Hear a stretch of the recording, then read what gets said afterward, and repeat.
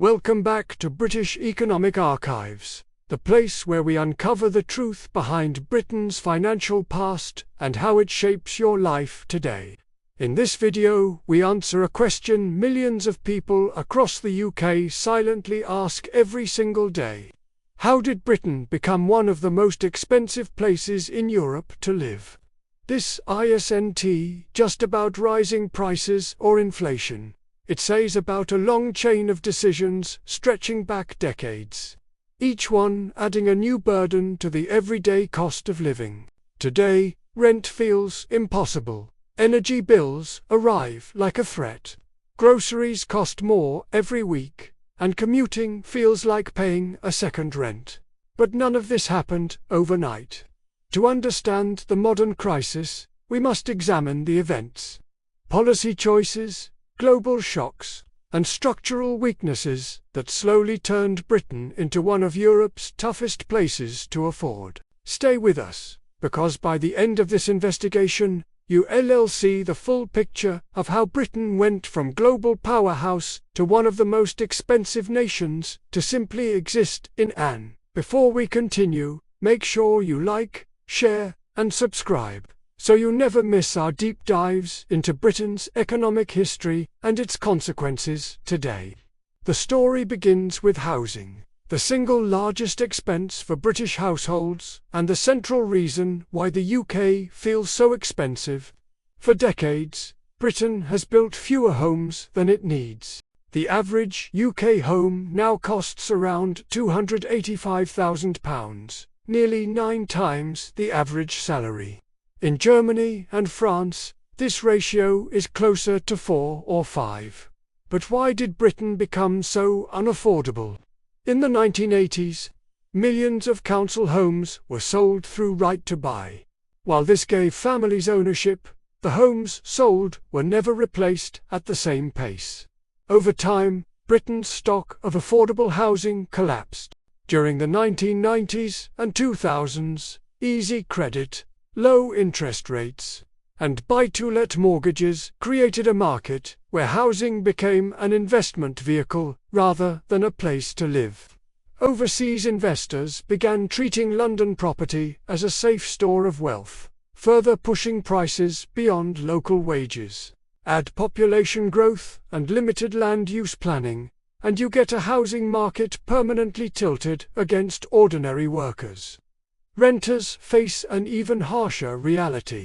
In cities like London, Bristol, Edinburgh, and Manchester, rents have surged between 20% and 40% in just a few years. London alone has rents higher than Paris, Berlin, Rome, or Madrid. Many British workers now spend half their income just to keep a roof overhead, a level economists consider severely unaffordable. The shortage of social housing pushes low-income families into the private rental market, driving prices up even further. Generation after generation now ages into a market where owning a home feels impossible, renting consumes nearly everything, and savings become a fantasy. Housing is the foundation of economic life. When it becomes unaffordable, everything else becomes unstable. But Britain's cost crisis doesn't end with housing. Energy stands as another major burden. The United Kingdom relies heavily on imported natural gas, around half of total consumption, and has some of the smallest gas storage capacity in Europe. This means when global markets shift, British consumers feel the impact almost instantly. During the 2022 energy crisis, household bills jumped from around £1,000 a year to over £2,500, with many families paying above £3,000 at peak. Even after interventions, the UK remains one of the most expensive countries in Europe for electricity. Unlike France, which uses nuclear power, or Norway, which relies on hydropower, Britain is deeply exposed to global gas prices. This vulnerability makes energy bills permanently higher than many of our neighbours. Food costs tell a similar story. Britain imports roughly 46% of its food. And this dependence makes UK grocery prices extremely sensitive to currency movements, trade barriers, and geopolitical events. In 2023, UK food inflation hit a staggering 19.2%, the highest since the late 1970s. Basic staples surged in price: cheese, bread, milk, tomatoes, eggs, pasta, and cooking oil all saw increases ranging from 20 to 40%. Brexit added additional friction, with new checks, labour shortages in agriculture and logistics, and higher import costs contributing to rising prices. While European neighbours saw increases too, Britain's dependence on imports and weak currency amplified the impact dramatically. For many households, feeding a family became an increasingly painful financial decision. Transportation costs in the UK are also among the highest in Europe. British rail fares are notoriously expensive. Now we must examine incomes, or more accurately, the lack of income growth. The UK's wage stagnation is one of the worst in the developed world. Since the 2008 financial crisis, real wages in Britain have barely grown. The Resolution Foundation estimates that the average British worker earns around £11,000 less per year than they would have if pre-2008 trends had continued. This stagnation is tied to the productivity puzzle, where the UK has experienced the slowest productivity growth since the Industrial Revolution. Productivity drives wage growth, and without productivity gains, salaries flatline. Meanwhile, prices rise. The result is a dangerous gap between what people earn and what life costs. Taxes quietly intensify this pressure. The UK currently experiences its highest tax burden in 70 years. While the numbers don't always look shocking on the surface, the real issue is frozen tax thresholds. Because income tax bands haven't been adjusted for inflation, millions of workers have been pushed into higher tax brackets through a phenomenon known as fiscal drag. People aren't earning more in real terms, but they are paying more tax. National insurance contributions reduce take-home pay even further. Meanwhile, wealthier households benefit from loopholes in capital gains, inheritance tax strategies, and property ownership.